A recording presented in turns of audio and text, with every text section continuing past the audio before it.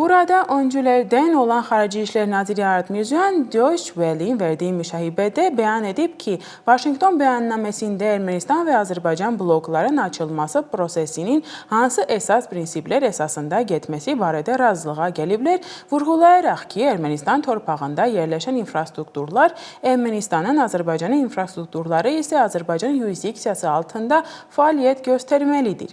Mirzoyanın sözlərinə görə Ermənistan və Amerika Birləşmiş Ştatları Dəmir yolunun bir hissəsinin taleyi ilə bağlı razılığa gəliblər. Həmin hissəsini bir Amerika-Ermənistan birliyi qurmalı və daha sonra saxlamalıdır ki, bu da öz növbəsində gündəlik əməliyyatları həyata keçirmək üçün üçüncü bir şirkəti isə götürə bilər. Sülh müqaviləsinə toxunan Mirzoyan deyib ki, təəssüf ki, Azərbaycan tərəfi ilkin şərtlər irəli sürür və əlavə edib ki, Ermənistan konstitusiyasında Azərbaycan üzərində ərazi iddialarına dəlalət edəcək heç bir şey yoxdur.